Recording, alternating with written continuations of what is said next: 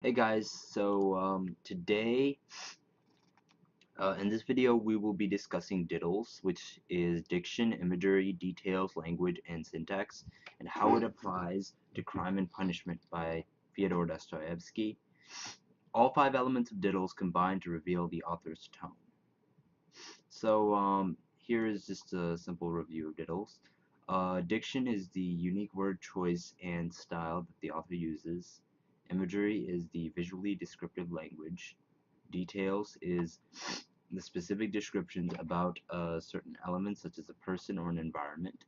Language is the method of communication in a literary work. And syntax is the arrangement of words or phrases. Um, okay, so let's start with diction. Diction is the unique word choice and style that the author uses to convey a point of view in a story. In the novel, Dostoevsky uses different words to reflect the mood of the story. For example, beauty is mysterious as well as terrible. God and devil are fighting here, and the battlefield is the heart of man. So the major words here are beauty, beauty,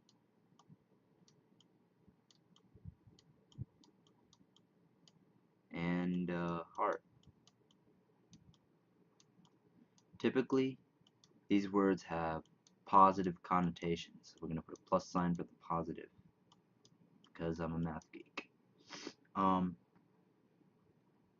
and but this phrase, um, in this phrase, the author uses the word to create irony.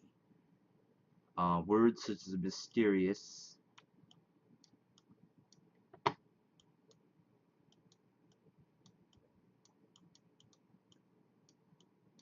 and terrible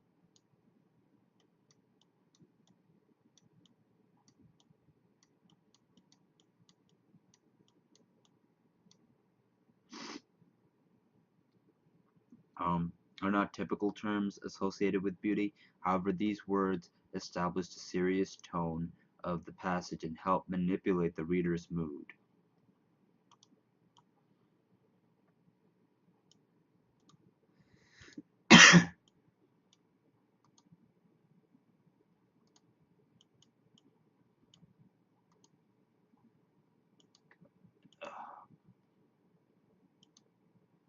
I guess I'll just ignore that.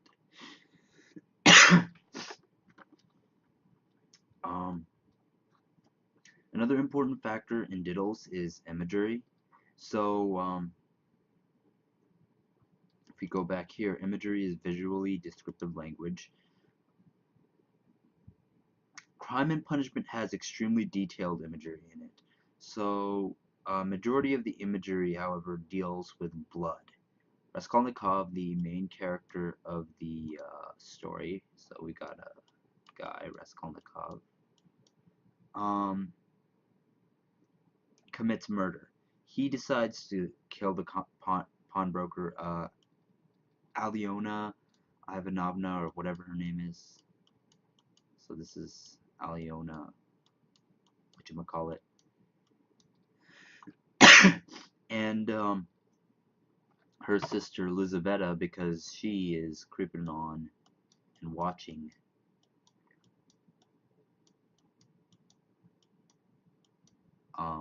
Raskolnikov kill Alyona. So Dostoevsky is very descriptive of the blood and gore in this scene. Words such as simply shaking with mirth instill the reader with thoughts of violence, fear, and death. So simply shaking with mirth applies to Alyona over here. And you can kind of portray a little bit of a picture, she's kind of shaky.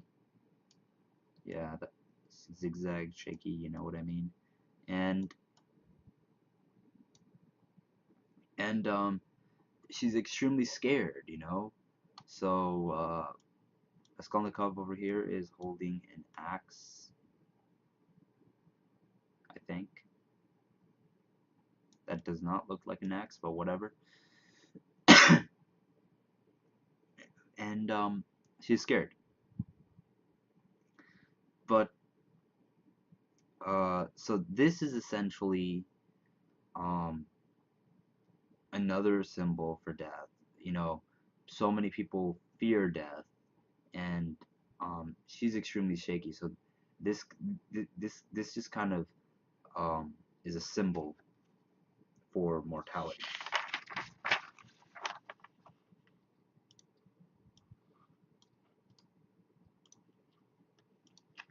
As mentioned above, the author provides great detail of each scene in the Crime and Punishment.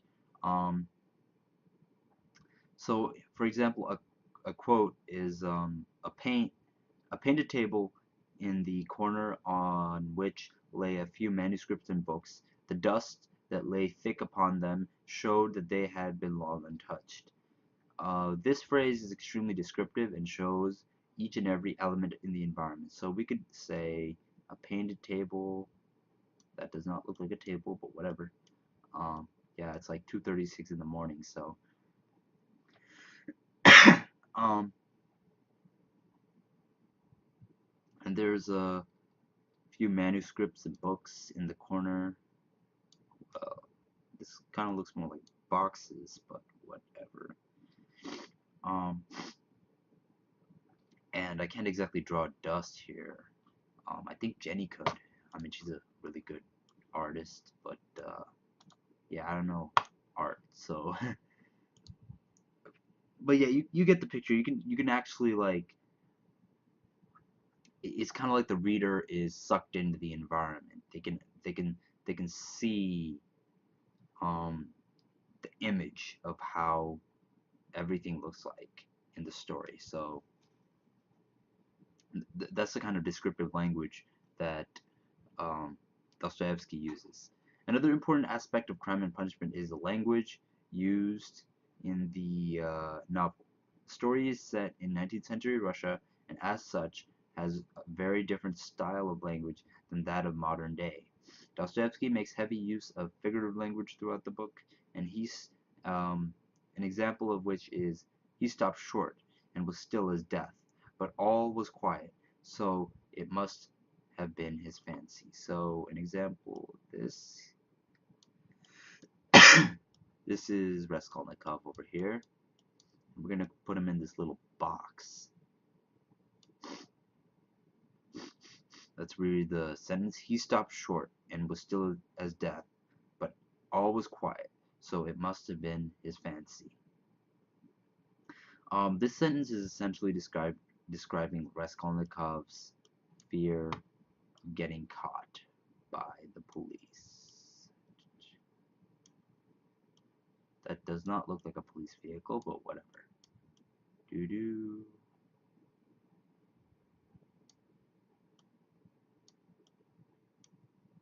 Looks more like an ambulance. um,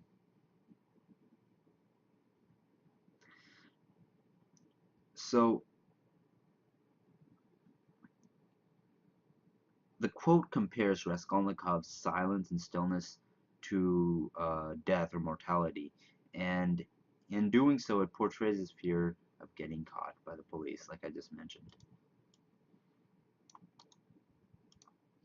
The final factor of Daedalus is syntax. Syntax is used very informally in certain parts of the book. For example, instead of using actual words, the author modifies real words to help set the tone.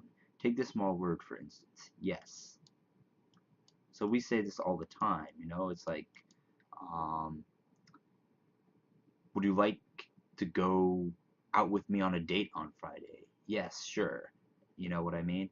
But yeah, that never happens for me. But um, uh, but what Dostoevsky does is he adds hyphens to the yes and rewrites e and s several times like this. Y e s s, and you can look at this word in different ways. I like to view it as yes. You know, it kind of has a bit of what I like to call pizzazz or emphasis. You know what I mean? Um, it's a bit stronger. Um, Also, this might also um, show this might also show the current tone of the passage. Maybe the reader is like, yes, yes, like he's kind of like um reluctant or hesitant, maybe. So so through this syntax, it the author essentially sets the tone of the passage. Sorry, allergies. So in summary, DIDL stands for diction, imagery, details, language, and syntax. And all of these 5 attributes are prevalent in Crime and Punishment. Thank you very much, guys, and have a great day.